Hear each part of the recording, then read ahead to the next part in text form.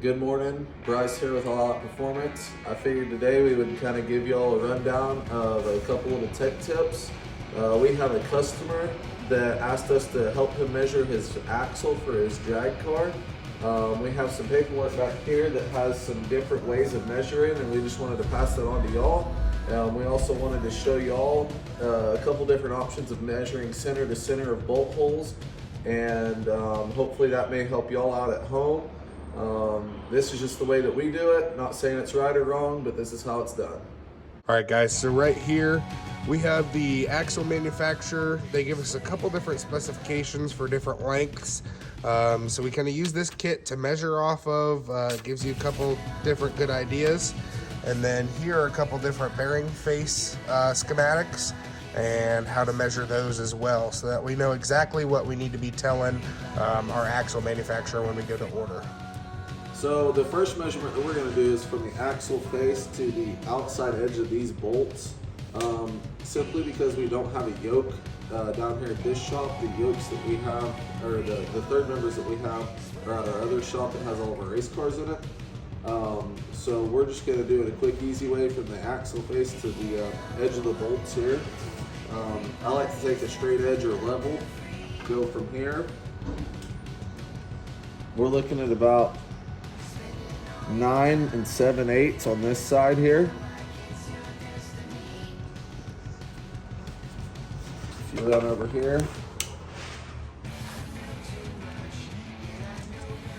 you're looking at about 9 13/16 on this side.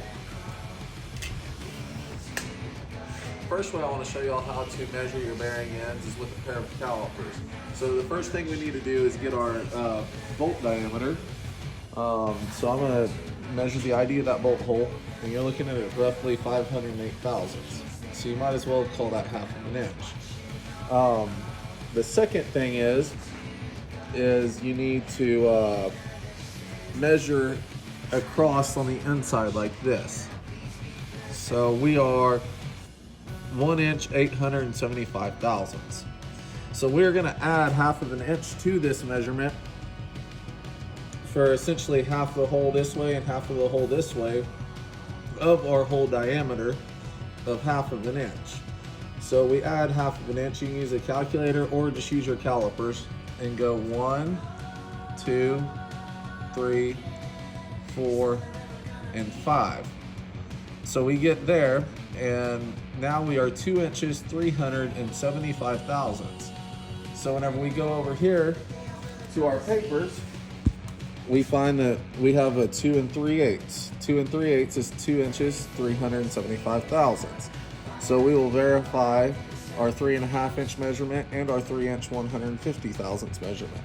So to measure for our 3 inch 150 is we will measure the ID of the bearing journal. So we are 3 inches 152 thousandths. So I would say that that is correct. And then you would do the same thing measuring on the inside to inside and adding one of your hole diameters to that. And we've already done that, so we know that that is correct. I just wanted to give you all a quick rundown of one way of measuring these bolts.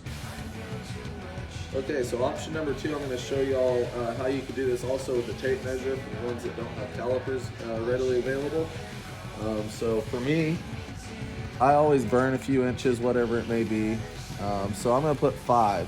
So to measure center to hole, if you measure from the right side to the right side or the left side to the left side, that will give you your center of center measurement.